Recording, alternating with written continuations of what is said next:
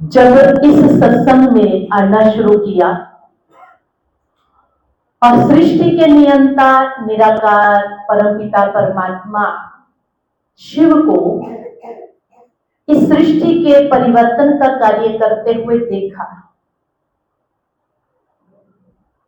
तब उस छोटी सी आयु में आध्यात्मिकता का एक अंकुर उनके मन में फूटा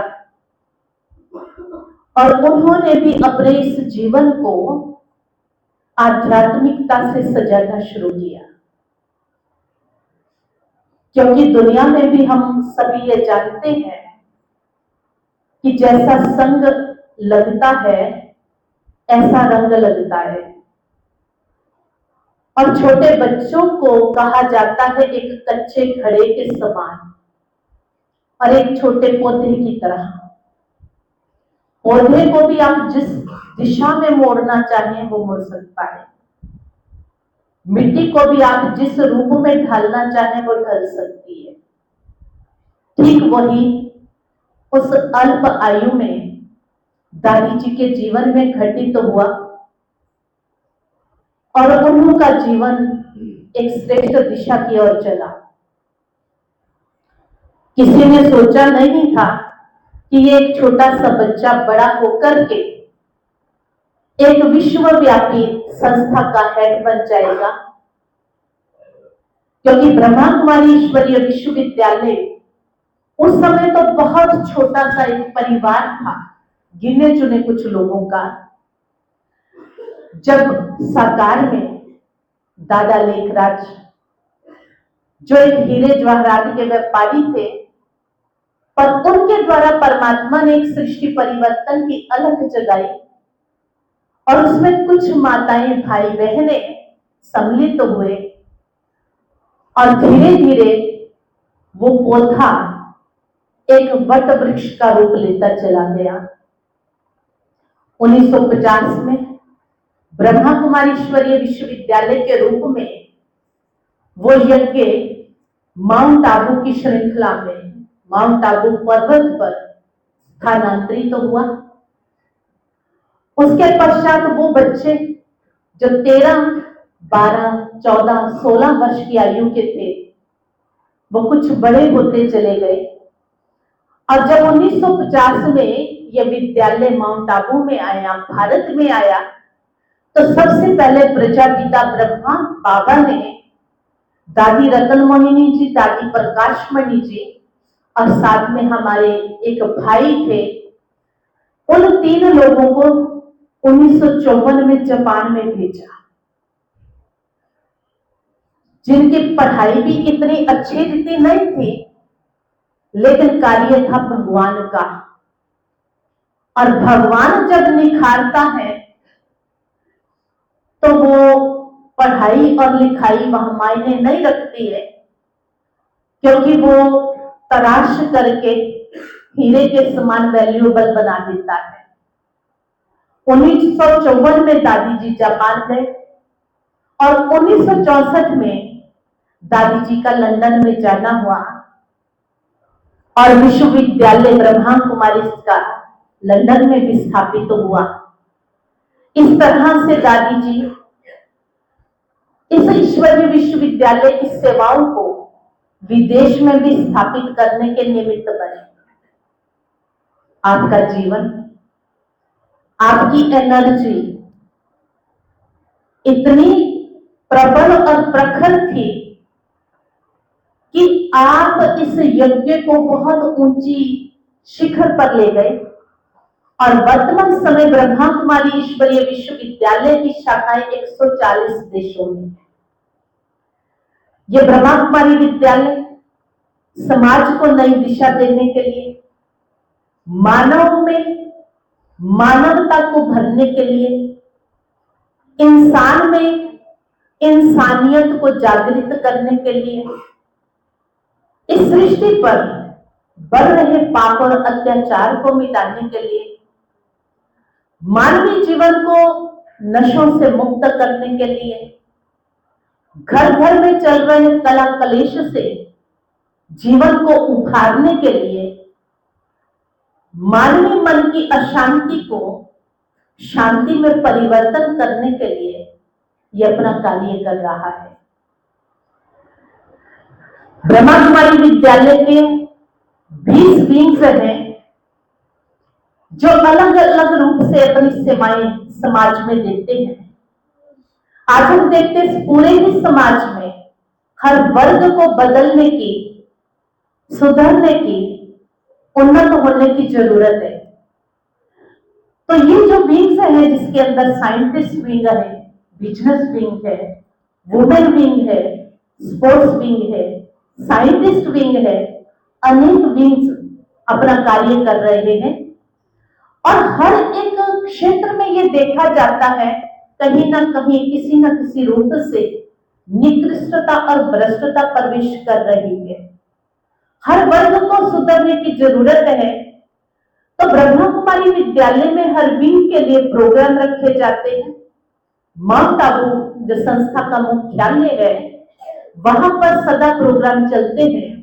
अभी कल भी मैं पत्रकार आए हुए थे सेंटर पर, तो उनसे मिल रही थी, तो उनका एक ही प्रश्न था कि आज रिश्तों की जो अहमियत है, गरिमा है, वो घटती जा रही है। रिश्तों के प्रति जो ईमानदारी थी, जो वफादारी थी, आज कम हो रही है। लेकिन समाज में वो गरिमा घट रही है। लेकिन उन रिश्तों में जो बातें देखी जाती हैं, लोग रील तक उनको समेट के रख देते हैं। ऐसे समय में ब्रह्मा कुमारी विद्यालय क्या कर रहा है? तो हम यही बता रहे थे कि ब्रह्मा कुमारी विद्यालय आपके रिश्तों को स्थिर बनाने में, सुदृढ़ बनाने में कार्य कर रहा है। पति और पत्नी के रिश्ते, बहन और भाई के रिश्ते, माता पिता और बच्चों के रिश्ते, जिनमें आज हम अपनी वास्तविकता को भूल रहे हैं, तो ये विद्यालय स्मृति दिलाता कि आप अपने रिश्तों की गरिमा को समझ करके उन रिश्तों को वो रिगार्ड दें। जिन्होंने जन्म दिया है उनकी भी अहमियत को जाने। जिनके साथ आप लाइफ पार्टनर बनकर के आए हैं उनको भी उतना ही मान सम्मान और रिगार्ड देकर के चले। तो हमने अपने इन आंखों से देखा कि इस यज्ञ की दादियां, दादियां कहा जाता है सिंधी भाषा में बड़ी बहनों को, दादा कहा जाता है बड़े भाई को, उस सम्मान से उनको दादियां कहा जाता है।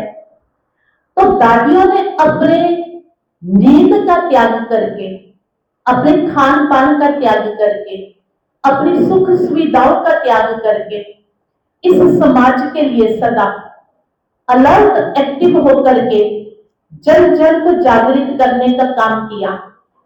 और हमारी दादी जी जो 101 साल की होकर के जिन्होंने 7 तारीख को शरीर छोड़ा, लेकिन वो उस घड़ी तक भी यूथ थी और वो यूथ विंग की चेयरपर्सन थी। और हम देखते थे कि दादी की आयु अवश्य बड़ी थी, लेकिन शरीर में वो आज भी इतनी एक्टिव थी कि जितना एक छोटी आयु का व्यक्ति होता है, और इतनी ही जागृत थी। क्या होता है बुढ़ापे में, हम कहते कि शायद दादी जी हम देखते थे इन दिनों बिल्कुल उपराम अवस्था में थे, जिसको कहा जाता है संपूर्ण स्टेज, कर्मातीत अवस्था या मोक्ष की स्थिति जिसको कह सकते हैं, जीते जी। क्योंकि उनको कोई खाने की इच्छा नहीं, कोई पहनने की इच्छा नहीं, कोई देखने की इच्छा नहीं, कोई बोलने की इच्छा नहीं। वर्तमान समय में ऐसी स्थिति के अंदर हमने उनको इन आंखों से देखा। हमारे भाई बहनों ने देखा दादी जी बिल्कुल उपराम है, लेकिन कभी कभी देखने वालों को लगता था कि शायद दादी जी तो बस अब ना मन कुछ समझती नहीं है। लेकिन मैं आपको बहुत वंडरफुल बात सुनाती हूँ। हम गए थे 2015 में, हमने नई गाड़ी खरीदी थी, तो हमने सोचा माउंट आबू जाना है और दादी जी से इसका उद्घाटन कराएंगे। और दादी जी ने उसका बहुत विधिवत बड़े प्यार से उसका सतिया बना करके वो विधिवत उद्घाटन किया। अभी हम गए 2024 में, जिस दिनों दादी बिल्कुल उपराम थी और हम दादी जी से मिलने के लिए 4-5 बहनें थी, हम थे और हम बैठे थे। तो दादी जी को जो संभालने वाली हमारी बहन थी, उन्होंने पूछा, दादी आप इनको जानते हैं? क्योंकि सबको पता है दादी तो शायद यहाँ नहीं है। तो दादी ने बोला, हाँ जानती हूँ ना, बहुत पुरानी है और हमेशा आती है, मिलती है। उन्होंने सोचा कि ये तो बड़ी सी दिख रही है, तो दादी को, तो तब ये छोटी बहनें जो साथ थी, तो उन्होंने पूछा, दादी जी किनको? कहते, हाँ ये भी आती है पर कम आती है, ये कब मिलती है, ये नहीं है ना, इसलिए कम आती है। हम सभी चुप बैठ गए, दादी की बात सुन रहे हैं, दादी जी को देख रहे हैं। तब दादी जी बोलते हैं, इनकी बात सुनाओ। ये आई थी, गाड़ी लेके आई थी, कौन सा उद्घाटन कराया था इसे? कितने साल बाद की बात है? 10 साल बाद की बात है। और दादी जी के लिए ऐसा हम सभी मान करके चले कि दादी को अभी कुछ याद नहीं रहता है। वो भी भ्रम हमारा दूर कर रही है वो, या ऐसा नहीं सोचो कि इनको अब कुछ याद नहीं है। ये 100 साल की आयु में दादी जी की स्थिति का मैं वर्णन कर रही हूँ।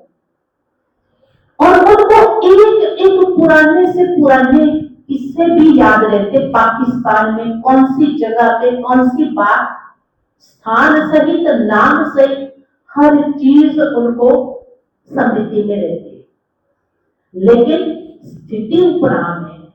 क्यों? क्योंकि इस दुनिया को भूलना है, अगली दुनिया में चलने की तैयारी वो आत्माएं अपने अंदर में कर रही हैं, इसलिए वो देखते हुए ना देखने का। और फिर एक बात दादी और बोलती है, तब हम थे, रजनी बहन थी, नीतू थी, सारिका बहन थी और मधु बहन थी, हम कई लोग थे। तो दादी कहती है, हम अब 3-4 जो लोग थे ना, अब दादी ने देखा एक और थी इनके साथ जो सफाई, कहती है वो लंबी लंबी भी आई थी, सारिका, यानी उसको भी दादी याद कर रही है। तो हम कैसे कह सकते हैं कि इनको कुछ याद? और उसके बाद दादी फिर साइलेंस और बड़े प्यार से दृष्टि दे रही है हम सभी को। तो ये है उन आत्माओं की वंडरफुल जीवन गाथा, जिन्होंने इस समाज के लिए अपने जीवन को पवित्र बना करके समाज को पवित्रता का योगदान दिया है, जिसको भगवान हमेशा याद करते हैं कि ये साधु संत महात्मा अपने जीवन को पवित्र बना करके आज इस कलयुगी सृष्टि को थमाने का काम करते हैं। गायन है, संत ना होते जगत में तो जल मरता संसार।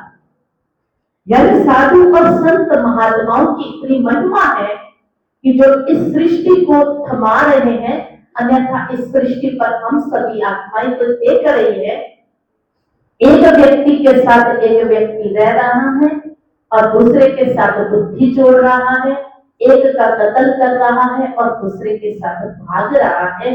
विकारों की अति इतनी इस दुनिया में हो चुकी है। ऐसे समय में भगवान ने अपने कुछ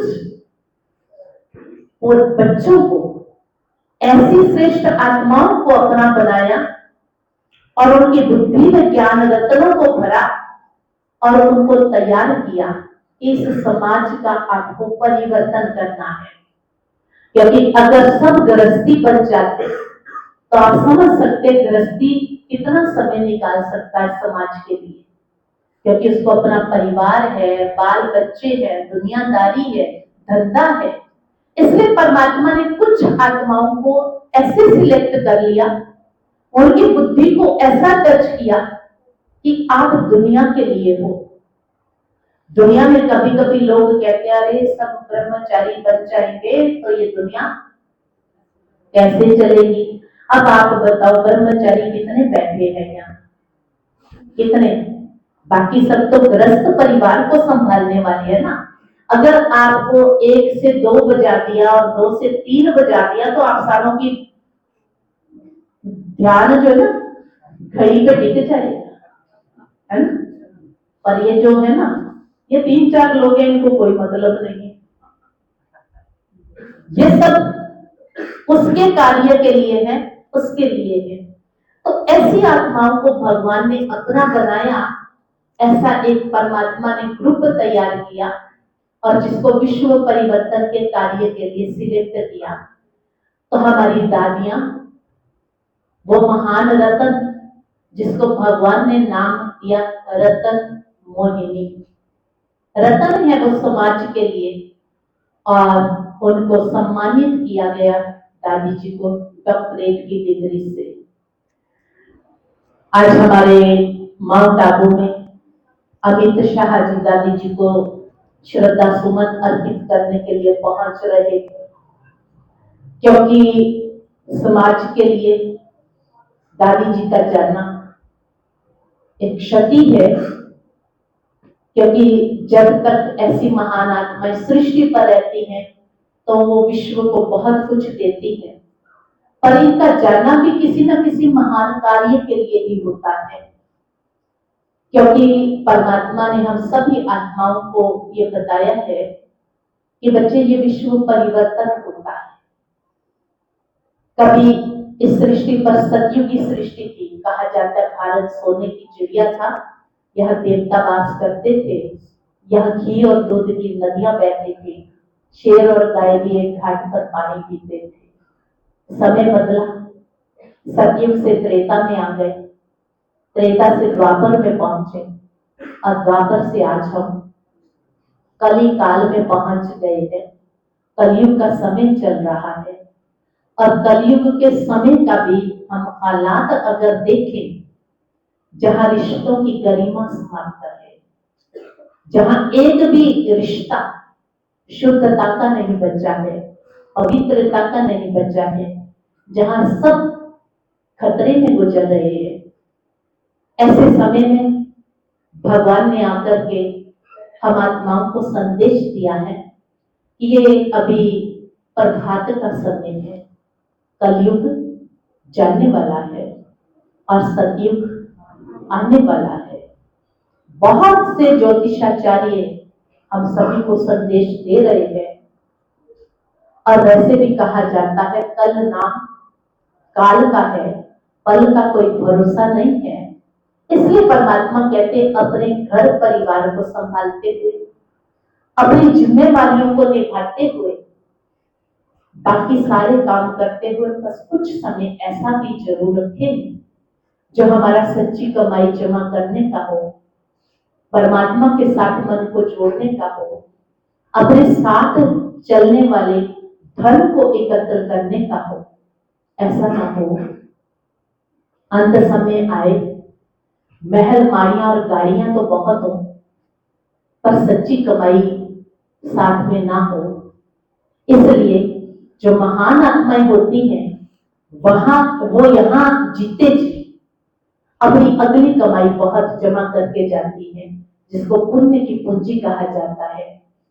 हमने देखा दादियों को, दुनिया में लोग कह देते अरे तुमने तो शादी नहीं की, तुमको तो कोई कंधा देने वाला भी नहीं होगा, अरे तुमको लास्ट में कौन पूछेगा। पर हमने ये देखा है जिन्होंने बालक पैदा किए हैं उनको तो भले कोई पूछे या ना पूछे, पर जिसने जीवन भगवान के लिए लगाई है ना, उसको कोई पूछने वाला ना हो, ऐसा कभी होता नहीं। दुनिया में ये देखा है हमने, 2 बालक पैदा किए, विदेश चले गए, माँ बाप यहाँ शरीर छोड़ गए, कंधा देने के लिए आए नहीं क्योंकि फुर्सत नहीं है। पर हमने अपने दादी जी को देखा संभालने के लिए अनेक आत्माएं तैयार, और जब इस देह का त्याग किया तो दादी जी को 400-500 लोग कंधा देने वाले थे, और हजारों कतार बद्ध थे कि हम भी इस बाल ब्रह्मचारी पवित्र आत्मा के इस अंतिम अस्थियों को, इस शरीर को हाथ लगा ले, ताकि हमारा भी जीवन पवित्र और शुद्ध हो जाए, इसका भी उद्धार हो जाए। ये है हमारे जीवन का महत्व। जरूरी नहीं होता कि पैदा किया है तब ही करना मिलेगा। जीवन कैसा जिया है, किसके लिए जिया है और इस जीवन में आपने क्या किया है, वो बहुत महत्व रखता है। तो हम उन महान आत्माओं को बहुत बहुत दिल से नतमस्तक होते हुए श्रद्धा सुमन अर्पित करते हैं, जिन्होंने अपने जीवन को समाज के लिए जिया और समाज की सेवा में लगाया। ऐसी महान, परम आदरणीय, प्रातः वंदनीय, पवित्रता की देवी, सारे विश्व का उद्धार करने वाली, जगत की आधार मूरत, ऐसी हमारी दादी रतन मोहिनी जी को हम अपने मन के भावों के श्रद्धा सुमन अर्पित करते हैं। और साथ ही साथ हमारे श्रद्धा सुमन यही है कि दादियां जो चाहती हैं वो हम करें, भगवान जो चाहता है वो हम करें। क्योंकि दादियों का एक ही हम सभी से आश रहती थी, क्योंकि दादी जी एक तो यूथ विंग की चेयरपर्सन थी, यूथ के लिए कार्य करती थी। कितने किलोमीटर तक पैदल यात्राएं दादी जी ने यूथ के लिए, कितने कैंपेन दादी जी ने निकाले। उस कैंपेन के अंतर्गत यानी जैल सिंह जी ने सम्मानित किया था उस ग्रुप को दिल्ली में। और हम देखते हैं कि लास्ट समय तक भी वो इसी तरह से सेवा करते रहे। करनाल में दादी जी का 2016 में आना हुआ। हमारे यहाँ कन्याओं का समर्पण समारोह था, प्रभु अर्पण समारोह। जैसे भगवान के हम संपूर्ण रीति से बन गए। और दादी जी का उस समय में पूरे हरियाणा में बहुत सारे प्रोग्राम हुए, यानी पूरा चक्र लगाया उन्होंने। तो इस रीति से स्थान स्थान पर जाते हुए भी वो अपनी सेवाएं देते रहे और इस तरह से हर स्थान को पवित्र करते अपने कर कमलों के द्वारा दादी जी अपनी यादें कायम करते गए। लेकिन हम सभी के बीच से उन पवित्र आत्मा का जाना कभी होता नहीं है, क्योंकि महान आत्माओं की यादें जो होती हैं वो सदा कायम रह जाती है। जैसे आप देखते हैं दुनिया में तो जो एक दो परिवार, एक दो बाल बच्चों का होता है ना, अगर आप उस परिवार से पूछो आपका दादा परदादा सरदादा कौन था, तो बच्चे बता नहीं सकते हैं कि कौन था। लेकिन जिसने देश के लिए, समाज के लिए, धर्म के लिए कुछ किया है, उसको समाज कभी भूलता नहीं है। आज भी आप देखेंगे भगत सिंह को लोग याद करेंगे, धर्म के नाम पर जिन्होंने बलिदान दिए हैं उनको लोग याद करेंगे, वो कभी बिसराए नहीं जा सकते। तो ऐसी महान आत्माएं सदा उन सभी के दिलों में जिंदा रहती हैं। तो वो आत्माएं तो केवल चोला बदलती हैं। तो ऐसी महान आत्मा को मैं शत शत नमन करते हुए अपने श्रद्धा सुमन अर्पित करती हूँ।